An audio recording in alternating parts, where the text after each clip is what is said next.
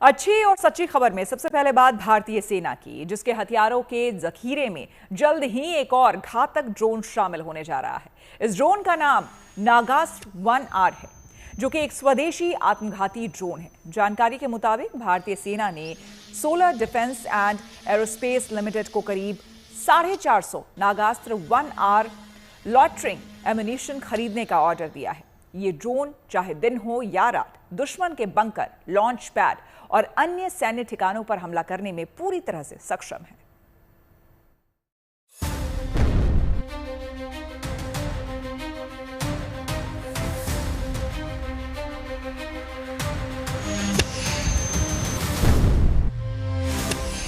आसमान की ऊंचाइयों में उड़ान भरता ये कोई मामूली ड्रोन नहीं है,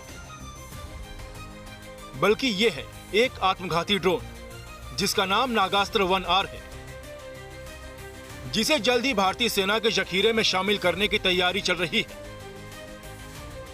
खबर है कि भारतीय सेना ने सोलर डिफेंस एरोस्पेस लिमिटेड को नागास्त्र 1R ड्रोन खरीदने का ऑर्डर दिया है। जानकारी के मुताबिक भारतीय सेना करीब 450 नागास्त्र 1R ड्रोन खरीद रही है, जो एक स्वदेशी रूप से विकसित आत्मघाती ड्रोन है। भारतीय सेना ने खास तौर से ड्रोन के हमलों से निपटने और दुश्मन के किसी इलाके में ड्रोन हमले की तैयारी को लेकर 450 आर्म्स ड्रोन खरीदने का सौदा किया है। सबसे खास बात है कि ये देश में ही बनी हुई कंपनी से नागास्त्र 1R के नाम से 450 आर्म्स ड्रोन खरीदे जाएंगे, जो कि एडवांस लॉइटरिंग एम्यूनिशन सिस्टम से लैस होंगे। जिस तरह के आधुनिक लॉइटरिंग एम्यूनिशन की सेना को जरूरत है, उस तरह से ये नागास्त्र 1R सिस्टम खरीदा जाएगा। सबसे खास बात कि ये 80% देश में स्वदेशी सिस्टम के साथ तैयार किया गया है। नागास्त्र 1R की खूबियों की बात करें तो ये high tech loitering munition system 360 degree घूमने वाले कैमरे के साथ आता है, जिसमें रात के ऑपरेशन के लिए थर्मल कैमरा लगाने का विकल्प भी है। इस सिस्टम में वीडियो और टेलीमेट्री कम्युनिकेशन दोनों के लिए एक खास एन्क्रिप्शन है। नागास्त्र 1R ड्रोन न सिर्फ हवा में मंडराकर सटीक निशाना लगाने में सक्षम है, बल्कि ये दुश्मन के बंकर, लॉन्च पैड और सैन्य ठिकानों पर भी हमला करने में कारगर है। यानी बिना सैनिकों की जान को जोखिम में डाले ये ड्रोन दुश्मन के ठिकानों को मिट्टी में मिलाने में पूरी तरह सक्षम है। इसकी खासियत ये है कि इसको हम लोग भेज सकते हैं एनिमी एयर स्पेस में, या हम लोग दुश्मनी एरिया में उसको हम भेज सकते हैं जहां पे दुश्मन तैनात है। वहां पर इसको तुरंत हम लोग को पूरे कोऑर्डिनेट्स देने की जरूरत नहीं है। अगर कोई टारगेट है जो जैसे हरकत कर रहा है या सडनली हम लोग को दिखे, तब हम लोग उसको तुरंत एग्जैक्ट जीपीएस कोऑर्डिनेट देकर उस पर हम लोग इसको अटैक करवा सकते हैं।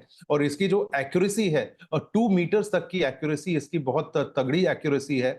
और अगर हम लोग भारत देश की तरफ से हम लोग देखें तो ये one of the few drones है अंतरराष्ट्रीय समुदाय में जो एक रीयूजेबल ड्रोन है, कि अगर हम लोग देखें कि हम लोग को इसको कैंसिल करना है या अगर हम इसको वापस बुलाना है इस ड्रोन को, तो इसका हम लोग कैंसिल करके ऑपरेशन ये पैराशूट के जरिए ये सॉफ्ट लैंडिंग भी कर लेता है, जिसकी वजह से इसको हम लोग दूसरे ऑपरेशन में बाद में भी इसको हम लोग इस्तेमाल कर सकते हैं। इतना ही नहीं, नागास्त्र 1R लॉइटरिंग म्यूनिशन को इस तरह से डिजाइन किया गया है कि ये दुश्मन की रडार तकनीक से बच निकलता है। इसकी ये खूबी इसे दुश्मन के इलाके में गुपचुप पहुंचने और वहां से सुरक्षित हमला करने में मदद करती है।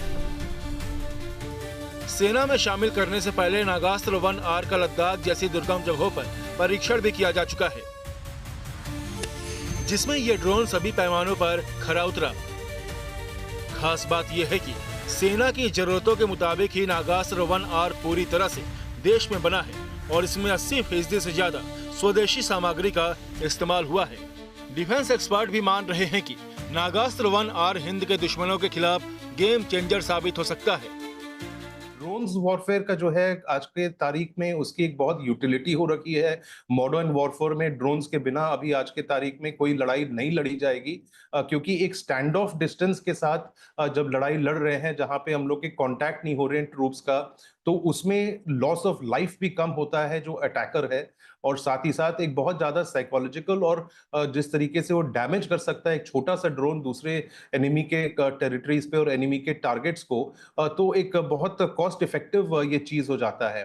तो ड्रोन्स की एक बहुत अहमियत हो रखी है और हम लोग जिस तरीके से इन्फेंट्री बटालियंस भी जो हमारे सामने आगे तैनात है, उनके लिए भी जो मैन ऑन ग्राउंड है उनके लिए ये नागास्त्र ड्रोन जो है बहुत यूटिलिटी में आ जाएगा। भारत के पास ये जो एक चीप ऑल्टरनेटिव जो हम लोग के पास आ जाता है, जो हम लोग के कॉस्टली मिसाइल्स होते हैं, कॉस्टली बॉम्ब्स होते हैं, तो उसके वजह से भारत के लिए और भारतीय सेना के लिए एक बहुत बड़ा गेम चेंजर और यूटिलिटी वाला आइटम ये हो जाता है। दरअसल जिस तेजी से जंग लड़ने के तौर तरीके बदल रहे हैं, उनमें ऐसे आत्मघाती ड्रोन अब काफी असरदार साबित हो रहे हैं।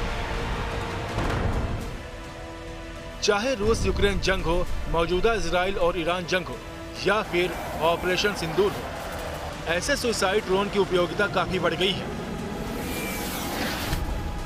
यही वजह है कि भारतीय सेना भी मौजूदा हालात को देखते हुए ऐसे ड्रोन को खरीदकर अपनी ताकत में लगातार बढ़ोतरी कर रही है।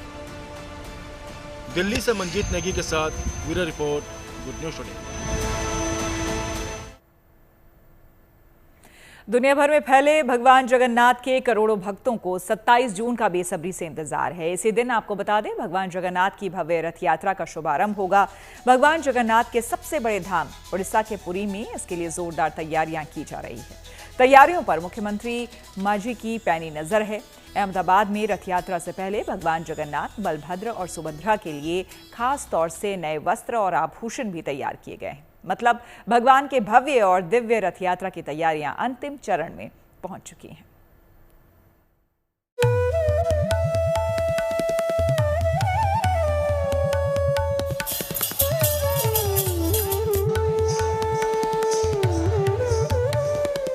ये तैयारी, ये सजावट, ये उत्साह, ये भक्ति और समर्पण, ओडिशा के पुरी से लेकर गुजरात के अहमदाबाद तक सब कुछ भगवान जगन्नाथ के रंग में रंग चुका है। भगवान जगन्नाथ के दिव्य धाम को सजाया जा रहा है। मंदिर प्रशासन से लेकर नगर प्रशासन तक सभी तैयारियों में जुटे हैं। ये सब कुछ इसलिए किया जा रहा है क्योंकि भगवान नगर भ्रमण पर निकलने वाले हैं। इसीलिए बड़े पैमाने पर तैयारियां भी की जा रही है। भगवान के धाम से लेकर यात्रा मार्ग तक तैयारियों में कोई चूक न रह जाए, इस पर पैनी नजर रखी जा रही है।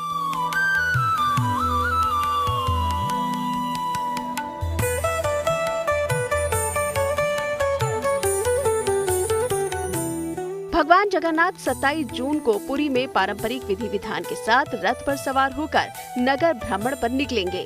भगवान जगन्नाथ के साथ उनके भाई बलभद्र और बहन सुभद्रा की भव्य रथ यात्रा निकाली जाएगी। इसके लिए श्रद्धालुओं का उत्साह चरम पर है। भगवान जगन्नाथ की मुख्य लीला भूमि ओडिशा की पुरी है, जिसे पुरुषोत्तम पुरी भी कहते हैं। यहाँ भगवान जगन्नाथ, बलभद्र और सुभद्रा की काष्ठ की मूर्तियाँ स्थापित है। साल में एक बार भगवान जगन्नाथ, बलभद्र और सुभद्रा के साथ लोगों के बीच जाते हैं। भगवान जगन्नाथ अपनी बहन सुभद्रा और भाई बलभद्र के साथ 3 अलौकिक सुंदर रथों में सवार होकर अपनी मौसी के घर गुड़ीचा मंदिर जाते हैं और फिर 7 दिन तक वहीं विश्राम करते हैं। 2 बार उन्होंने कहा हम आएंगे अपने जन्म दिवस ज्येष्ठ पूर्णिमा में स्नान यात्रा के माध्यम से, और ये 9 दिन रथ यात्रा जिसमें हम अपना जन्म स्थान को जाएंगे उसके माध्यम से। तो वास्तव में समग्र विश्व को भगवान दर्शन देने के लिए और अपना कृपा वृष्टि करने के लिए।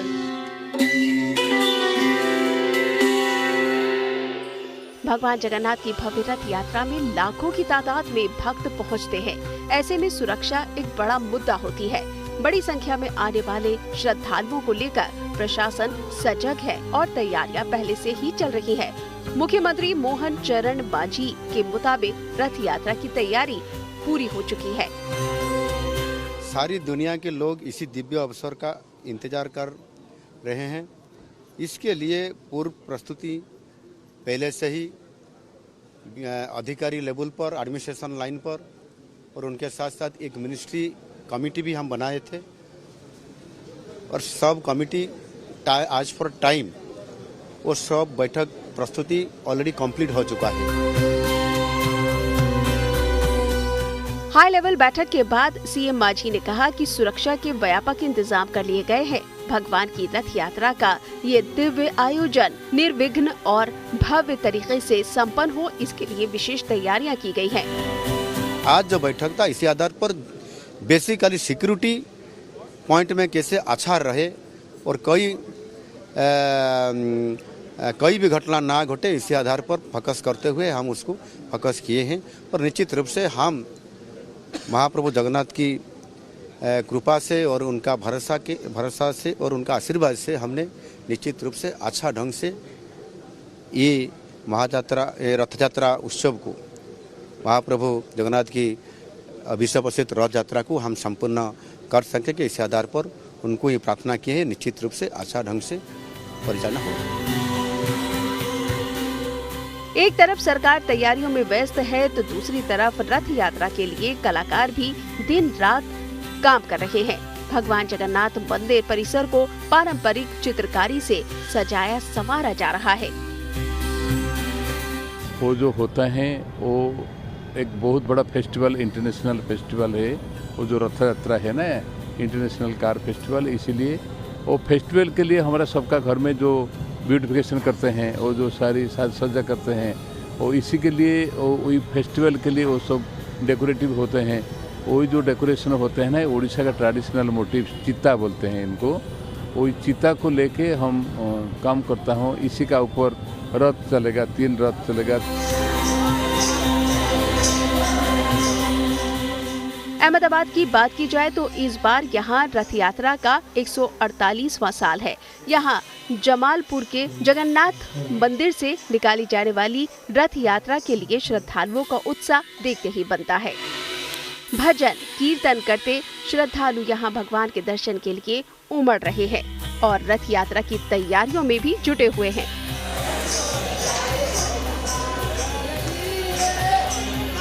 अहमदाबाद में रथ यात्रा से पहले भगवान जगन्नाथ, बलभद्र और सुभद्रा के लिए खास तौर से नए वस्त्र और आभूषण तैयार किए गए हैं, जिनमें विधि विधान से उन्हें अर्पित किया जाएगा।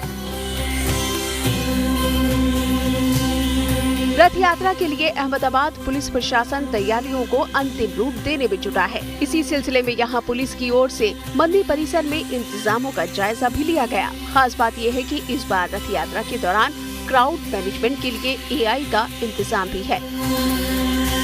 काफी तैयारी पुलिस ने हर तरह से की हुई है और फर्स्ट टाइम हम आर्टिफिशियल इंटेलिजेंस का भी उपयोग कर रहे हैं। आर्टिफिशियल इंटेलिजेंस में खासकर से बेंगलोर में जो ये स्टैम्पीड हुई, उसके हिसाब से देखते हुए आर्टिफिशियल इंटेलिजेंस जो सिस्टम है, कहीं ज़्यादा क्राउड हो तो उसका सिग्नल पुलिस के पास जाएगा और पुलिस पीछे से आदमी थोड़ा मैन पावर लगा के पीछे की जो भीड़ है उसको रोक सकेगी ताकि आगे ज़्यादा भीड़ ना हो। उसके अलावा ये आर्टिफिशियल इंटेलिजेंस सिस्टम कहीं कोई आग लगे उसको भी डिटेक्ट कर सकता है। कोई मिसिंग बच्चा अगर लगता है कि आइसोलेटेड कोई जा रहा है, उसको भी वो डिटेक्ट कर सकता है। काफ़ी इसमें फैसिलिटीज़ हैं।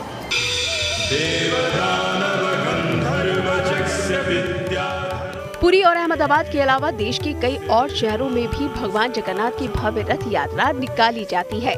हिंदू धर्म में भगवान की इस रथ यात्रा का विशेष महत्व है। कहा जाता है कि वो लोग परम सौभाग्यशाली होते हैं जो इस रथ यात्रा में शामिल होते हैं, जिन्हें जगत के नाथ भगवान जगन्नाथ की सेवा का पुण्य प्राप्त होता है। स्कंद पुराण में स्पष्ट कहा गया है कि जो व्यक्ति भगवान के नाम का कीर्तन करता हुआ रथ यात्रा में शामिल होता है, उसकी सारी मनोकामनाएं पूरी हो जाती है।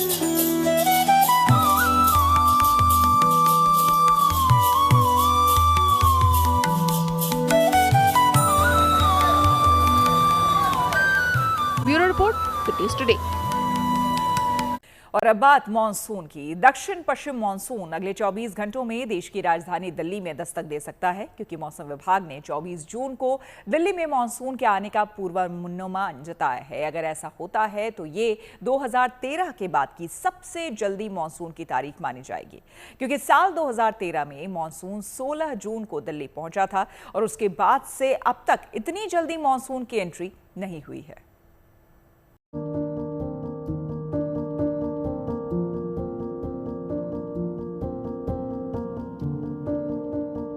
दिल्ली की फिजाओं में ठंडक घुलने लगी है। सुबह सुबह की हवाओं में वो ताजगी महसूस हो रही है जो मौसम के बदलने की गवाही देती है।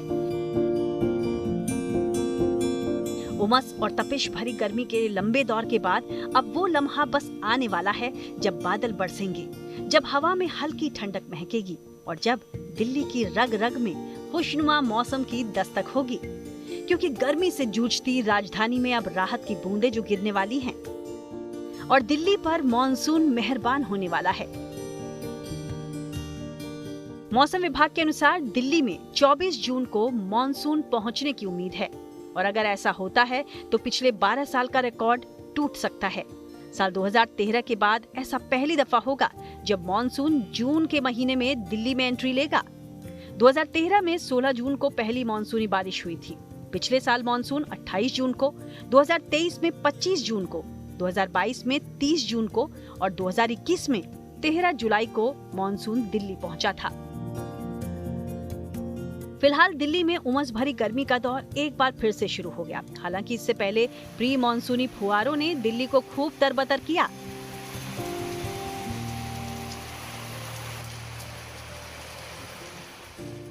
आसमान में घने काले बादल और हल्की प्री मॉनसून शार ने दिल्ली वालों को राहत दी थी। अब मॉनसून की दस्तक का इंतजार है, लेकिन उससे पहले दिल्ली में आंधी और बारिश का येलो अलर्ट जारी किया गया है।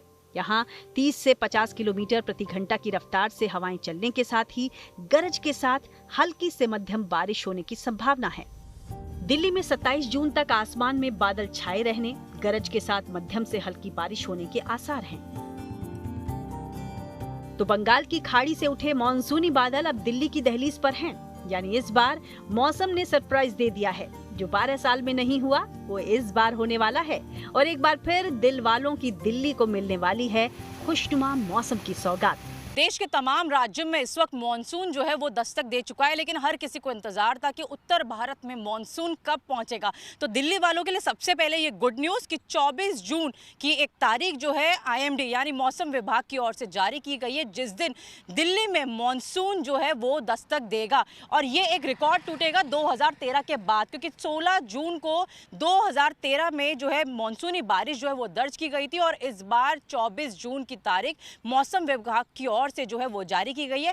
तो आने वाले 24 घंटे के बाद दिल्ली में जो रेनफॉल एक्टिविटी है वो मध्यम से भारी बारिश जो है वो देखने को मिल सकती है। कैमरामैन मनीष भितूड़ी के साथ Manisha Ladda, good news today. इसी के साथ अच्छी खबर सच्ची खबर में मेरे यानी श्वेता झा के साथ फिलहाल इतना ही, लेकिन रात 9 बजे मेरे साथ देखना ना भूलें न्यूज़ पार्ट।